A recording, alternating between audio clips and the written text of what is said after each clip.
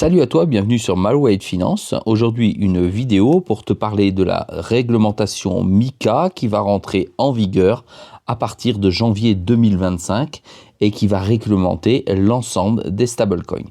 C'est parti.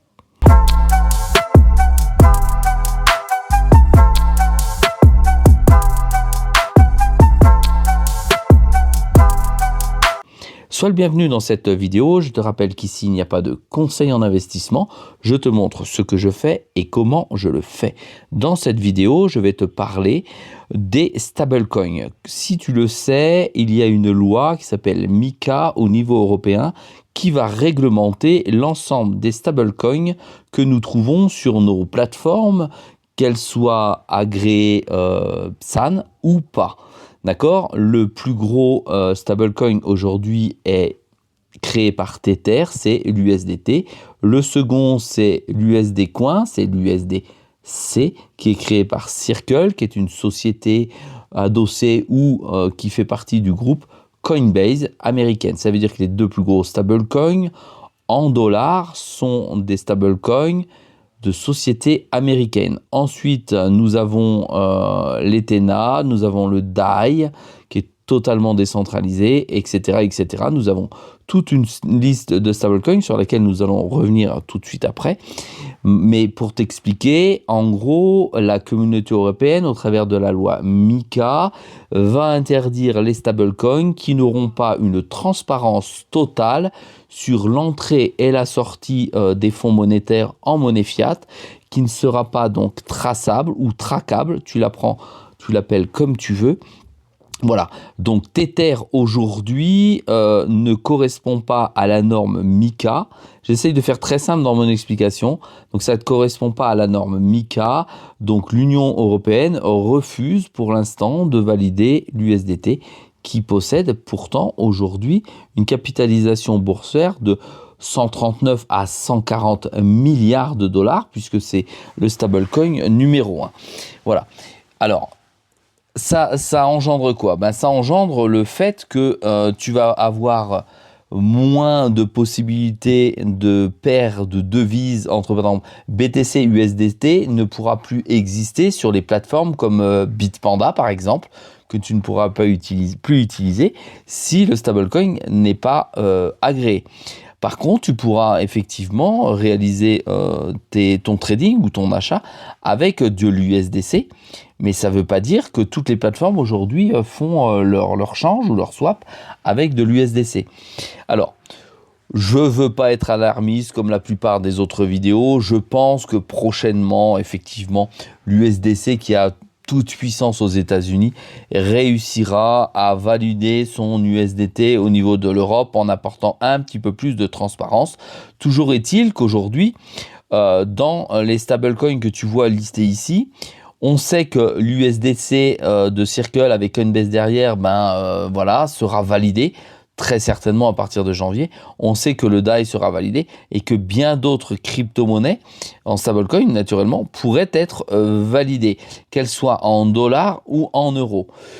Pour ma part, dans mon utilisation, parce que c'est ce qui m'intéresse, j'ai déjà commencé, tu as vu au travers certaines vidéos, j'ai déjà commencé. Lorsque je suis sur mon portfolio comme ceci, tu m'as déjà vu, notamment sur le XRP, réaliser une transaction en changeant mon XRP en USDC pour revenir de l'USDC en XRP. Ça fait déjà bien longtemps que je n'utilise plus l'USDC, hors trading naturellement. Lorsque je fais du hold, je rentre et je sors systématiquement en USDC. Ça veut dire quoi? Ça veut dire que je sors en USDC pour éviter la flat tax, puisque je reste en crypto-monnaie et je reviens sur ma crypto-monnaie. J'utilise donc le stablecoin USDC au détriment de l'USDT que je n'utilise plus déjà depuis 2 ans au regard des différentes informations que j'ai pu avoir sur le net, dans des vidéos, etc. concernant ce stablecoin qui visiblement n'aurait pas la contrepartie tout de suite dans les caisses, puisque l'USDC a une contrepartie en dollars, mais plutôt en bons du trésor américain. C'est-à-dire qu'ils ne peuvent pas les récupérer tout de suite si tout le monde demandait de bénéficier ou à bénéficier de ces dollars. Donc c'est pour ça que je me suis mis en USDC. Ça ne veut pas dire que effectivement c'est plus louable l'USDC. Voilà. Mais comme c'est une société qui est cotée en bourse, qui est Coinbase qui est derrière, bah voilà, avec Circle, je pense que ça serait plus de retombées. Donc c'est plus favorable pour moi aujourd'hui l'USDC. 43 milliards, c'est rien, c'est une goutte d'eau par rapport aux 144 milliards de l'USDT. Néanmoins, j'utilise le deuxième stablecoin qui existe sur la place. Le DAI, je l'utilise pas du tout parce qu'il n'est pas assez répandu, il n'y a pas assez de change avec le DAI, tu le trouves pas sur toutes les plateformes, voilà, tu peux pas faire de trading, tu peux pas faire de swap, donc je l'utilise pas du tout à cet effet. D'ailleurs, regarde, je viens ici, je viens faire, bon là ça va fonctionner, hein. Je viens faire de l'XRP, on dit que je swap mon ensemble de XRP, ici je vais aller marquer un DAI pour voir si ça rentre, bon ça va mettre un peu de temps, et je vais avoir la possibilité de swapper mon DAI, mon XRP avec du DAI, mais tu vois c'est pas une des plus grosses crypto-monnaies. Bon là ça met du temps à charger, donc je vais passer très vite, tu vois. C'est pas grave. Attends, on va réessayer comme ça. Voir si je peux mettre du DAI. DAI. Tu vois, je le trouve pas le DAI. Il vient pas, c'est pas naturel. Donc même là sur Bitpanda, c'est pas possible. Donc voilà. Alors bon, pas de panique. USDT va pas disparaître de toutes les plateformes, hein. Tu pourras l'utiliser sur toutes les plateformes qui sont pas du tout agréées PSAN, c'est-à-dire en Europe, entre autres. Tu pourras sur MEX, sur BingX, sur plein d'autres plateformes, tu pourras continuer à utiliser.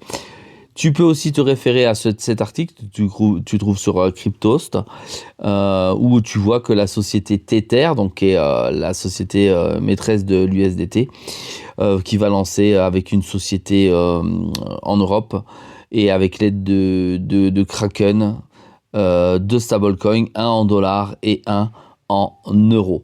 Donc tu vois, tout n'est pas perdu. Moi, je ne suis absolument pas alarmiste sur l'utilisation des stablecoins. Voilà pour cette vidéo. J'espère que tu as compris ma position vis-à-vis de ça. Ça ne m'alarme pas puisque je suis en USDC. Si ce type de vidéo te plaît, merci de m'encourager avec un pouce bleu. Naturellement, n'oublie pas que chaque matin à 6 h du matin, tu as une vidéo sur la crypto-monnaie qui concerne mes investissements et mes portefeuilles. Et naturellement, si tu as des questions à poser à cet effet, tu as le commentaire en deçà de la vidéo. Je te dis à très vite dans une prochaine vidéo.